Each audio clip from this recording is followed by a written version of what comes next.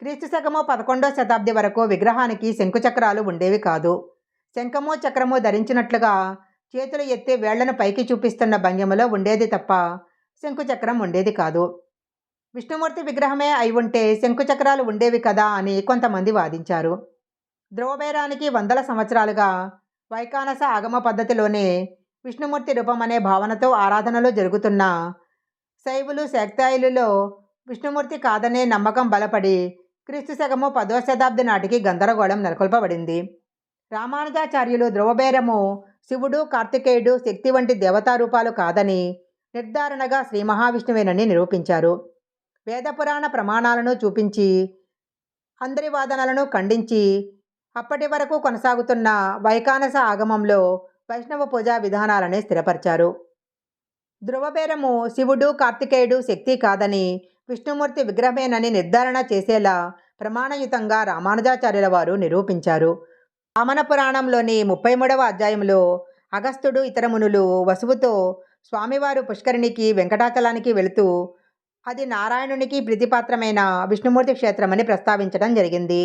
వరాహపురాణంలో సూతుని వాక్యాలు, భూవరాహ స్వాముల సంవాదము, పద్మపురాణంలోని శుకుని వాక్యాలు, గరుడ పురాణంలో వశిష్ఠుడు అరుంధతికి చేసే బోధ, బ్రహ్మాండ పురాణంలో భృగుమహర్షికి నారదుని బోధ వంటివి వైష్ణవ క్షేత్రంగా వెంకటాచలాన్ని అభివర్ణించడం జరిగింది.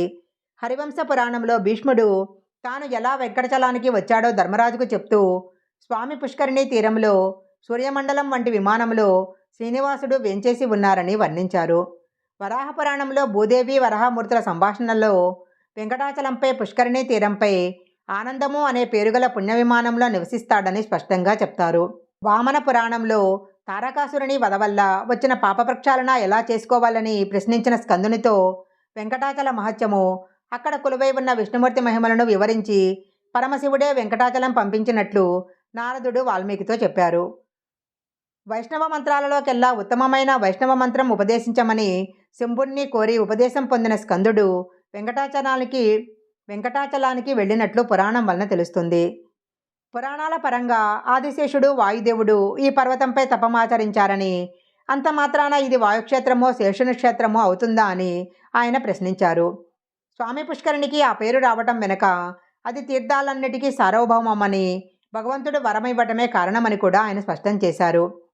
శంకుచక్రాలను ధరించకపోవటాన్ని సమర్థిస్తూ పురాణాలలో చోళరాజుకు 5 ఆయుధాలు ఇవ్వటము, రాక్షస సంహారం కోసము తొండమాన్ చక్రవర్తికి తన శంకుచక్రాలు ఇచ్చినట్లుగా ఆ సందర్భాలను వివరించారు.